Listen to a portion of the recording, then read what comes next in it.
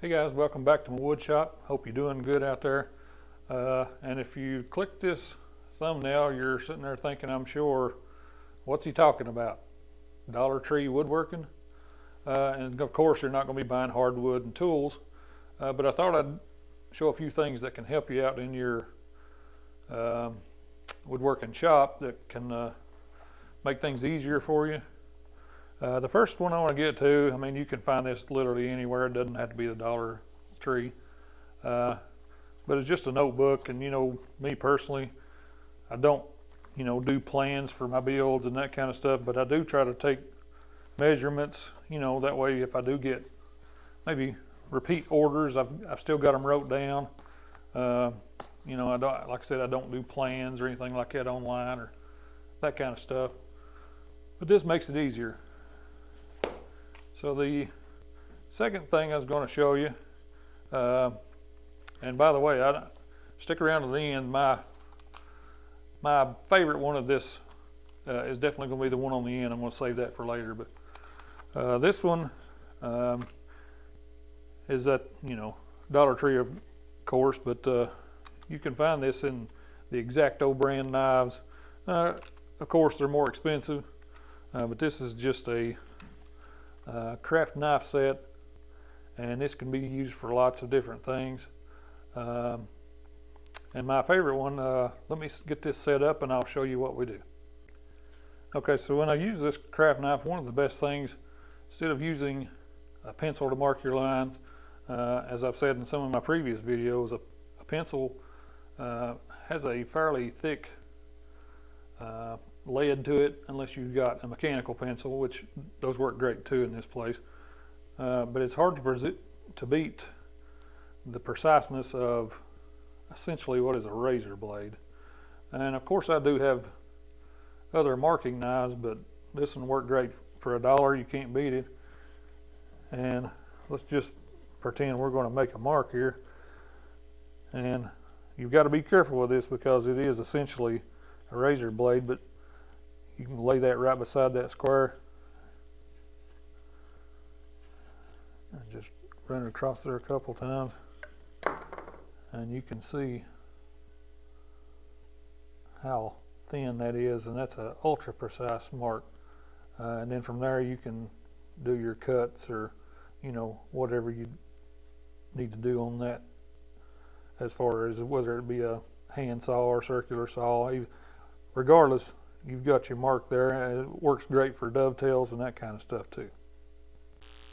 Okay, the next item up I've got here for you, this is another one also you can, and I'll say this, I'd say all these items you can find them anywhere, but you're going to a Dollar Tree, so you're getting them for $1 or so. But the next thing up that I want to talk about is the double-sided tape, and that can be used for lots of different things. Let me pop this open here.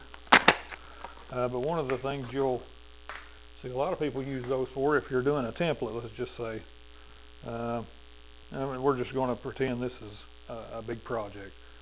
That piece of wood there, if we wanted to make this one match that one, of course you can trace it and try to get as close as you can, but if you actually take, just bear with me here, take this stuff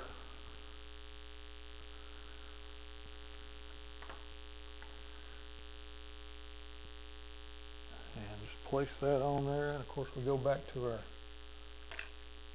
craft knife, just cut that across, and I've accidentally ripped it here. And then there's usually a top layer.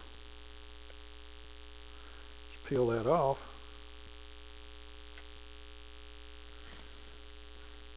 I'm not sure if the camera picks it up good, but you can see a shiny spot there, and that is the second adhesive side. And so from there we would lay that on top just wherever you want it to be. Just press down, and you can see that's holding that pretty good, and then you can go and make your cuts, marks, whatever that might be.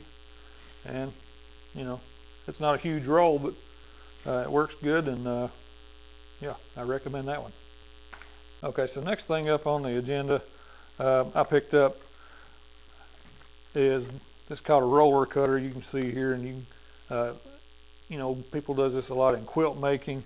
I've kind of tore the pack, but you can see it's good for fabric and vinyl, which I don't really use vinyl that much, or fabric as far as that goes. But you know, kids like getting involved in little craft projects, and Dollar Tree has a pretty great selection of crafts. This being one of them. I mean, it's just a butterfly, but they've got other shapes and that kind of stuff. But if you would take one of these, and we're not going to go through this whole process, but essentially, if you wanted to cut this out of maybe a better piece of wood or whatever you wanted to do with it, trace this out, and then you would expose the blade. You can see that pop down there with the little plastic cutter. You pull that down. It's a pretty sharp blade, and then from there you'd actually cut like this, and you can see how accurate a cut.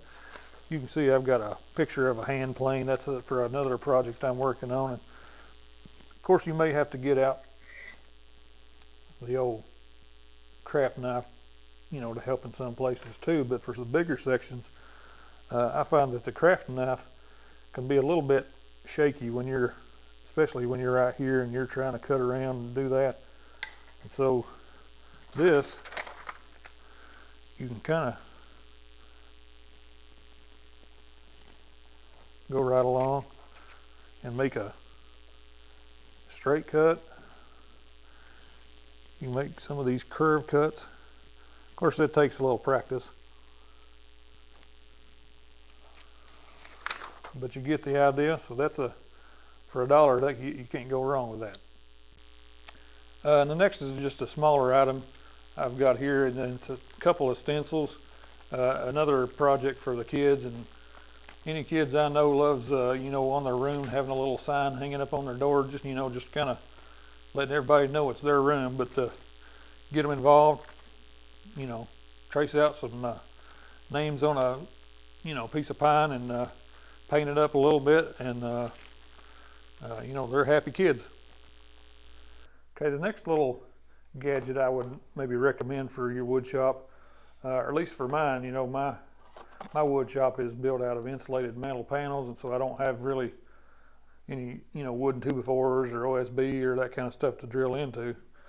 So I have to find creative solutions, you know, to hang up some of my tools. And one of them, actually, my wife found this one for me. I didn't realize they had them. But these universal tool hooks, and I will say from a glance, they don't look that strong. And as far as the little screws that come with them, in my opinion, throw those in the trash and get you something that's a pretty good, you know, panhead screw or something to that effect. But you can see behind me here, I've got quite a few tools, hammers especially, hanging up on these little tool hooks. But yeah, those work great for that. So you're not having to try to, you know, make something or finding something that may or not work, and these work great. Okay, and by far my favorite tip on this video, you know, I learned quite a few years ago it was more feasible, for me at least, to buy my glue in bulk. And not saying you can get the glue at the Dollar Tree, but when you buy bulk like that, you need a way of dispensing it, because you're not going to be using a gallon to dump it out on a small project. So that's where these come in handy. These are, like I said, condiment bottles, you know, ketchup, mustard, that kind of stuff. And I have seen some woodworkers to take old mustard bottles and wash those out and reuse them as glue bottles. But for me, I never could get the smell of mustard out of there. And I don't know about you, but I don't want to be handing my customers projects that smell like mustard. They probably wouldn't appreciate that. So my first option was to get one of these called a glue bot. Now these, you can find them online, probably around $10 or so, and it works fine. The problem I did have with this, and you know, a lot of reviewers I've seen had the same issue, of glue getting kind of stuck in this nozzle here, and you can clean it out. It's just a little bit of a headache, but it was handy to have this little hook for the cap so where you can use it without worrying about it. And so I eventually went to these because you can use it, you know, it's a smaller tip here, and of course gravity is going to let all the glue come back down, and you can see I've already got one. Now this one's got Titebond 1 in it, and that's, you know, I'm just now working on a fresh bottle of the Titebond 2, but I usually keep a couple of these. And if you do this, my recommendation is to take a piece of masking tape or something and an ink pen or a Sharpie, and then label what it is. You don't want to be labeling the bottle itself with a Sharpie because that'll eventually wear off by using it. So, you know, personally I use the masking tape and label it like it is. As you can see, this one I've got set up here, just a little demonstration so you know what I'm talking about. You can put that glue exactly where you want it to go, and you can make as small a bead or a larger one as you want to, and it's very precise. So that brings us to the end of this video. Hopefully you found something useful from it. Hopefully you can get out and get in your wood shop and make something cool, and, you know, save a few bucks while you're doing it, going to the Dollar Tree and, you know, finding some supplies.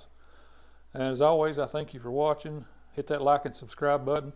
If you have any comments, you know, especially maybe some other tips I didn't pick up at the Dollar Tree, you know, just leave them in the comments. And until next time, I'll see you on the next video.